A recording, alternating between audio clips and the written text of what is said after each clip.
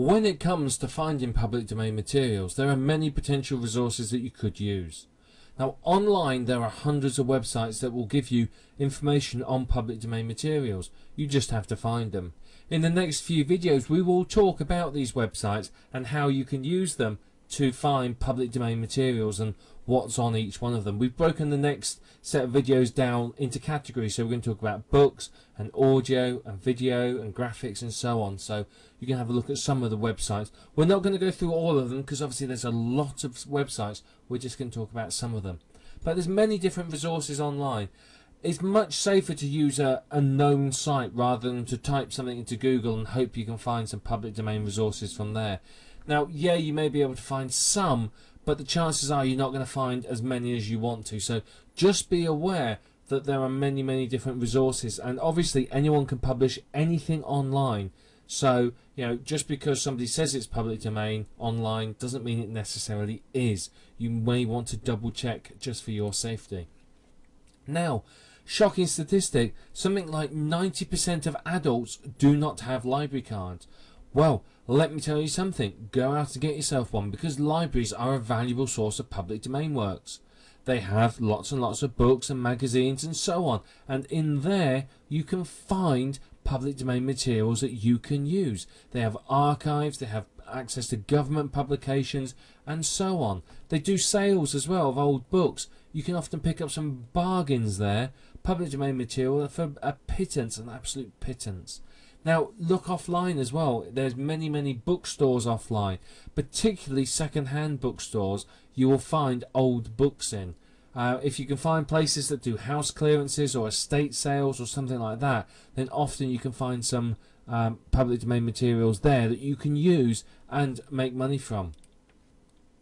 Now, a great place to find cheap public domain works is at places like thrift shops, second-hand bookshops, garage sales, car boot sales, tabletop sales, whatever it might be.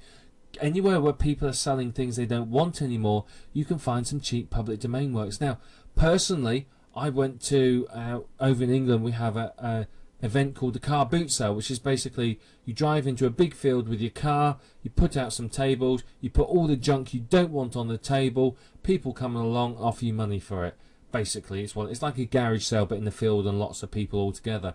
So I went to one of these a couple of years back, and there was a guy who had, it was obviously his mother's book collection, and I had a look through the books, and they were basically all very old Christian books, Christian religious books, and they were all sort of late 1800s, early 1900 books.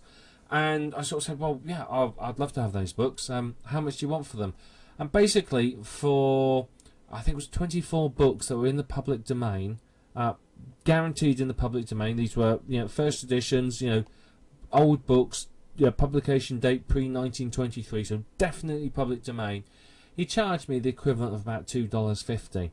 Now, said books I've had typed up, I've put onto the internet. They're on a website, and they earn me money day in and day out. You know, I earn you know, $10–20 a day from AdSense. You know, it's not a fortune, but it adds up, and considering it cost me, you know, $2.50, it's not bad, is it? So you can find some really good deals at these places. You just got to look. You got to be persistent. You're not going to walk into your first thrift shop and stumble upon a gold mine of public domain materials. You might not. What you tend to have to do is be persistent. If you go in a few times, get to know the people that run these sort of places, and just say to them, look, if you ever get anything from this age, let me know. I'll buy it from you. Or I'd like to give you first offer on it. I'll give you a good price. And quite often they'll just put things to one side and, you know, or give you a call. I mean, I've had people do that for me, and you can often get hold of some really good material very cheap. You know, very worthwhile you doing this. It really is. So please think about it. You can, you know, get out from in front of your computer and go and hunt around shops and places. You can find some fantastic deals and fantastic bargains. Now, there's also companies, and we'll talk about one or two of these in a little while, but they're rare book search companies. Basically, if there's an out-of-print book that you want to get hold of, these guys will go and find it for you. And obviously they do it for a fee, but often it's not particularly high. You know, you can pick up a 1901 copy of something or other for, you know, sometimes less than $20. So It's not expensive, so it's a great way of getting a decent book that you can then copy, transcribe onto the internet and use to sell or whatever you might want to do with it. But remember, again, fourth time I've said this, it's obviously very important. Always double check the publication date and the copyright information. You want to be 100% sure that it is in the public domain and that it is something you can sell. The reason being is, as I said, people are viciously protective of copyright, and they will come after you, they will shut you down, they'll sue you, they'll do all sorts of horrible things. They can be very, very nasty. Just by making sure it's in the public domain, you're protecting yourself. Now, one way to find your public domain material is the resources that we're going to talk about in the next few videos. So the next few videos, you're probably going to want to have a web browser open. You may well want to get a pen and paper so you can write down the details of the videos, the websites we talk about in the videos, just so that you can go back and look at them, because you're going to love these websites, and you're going to be seeing dollar signs in front of your eyes when you see them all. Now, one thing to consider and remember is that a basic rule of thumb is the rarer the public domain work, the more potential value it has. So, a book that has never been seen before in the public domain that you've dug up from somewhere, it's obviously going to be worth a fortune compared to a book like Think and Grow Rich that you can pretty much get on any street corner. Yeah, I mean, there is value to Think and Grow Rich, and certainly you can sell it and make money from it.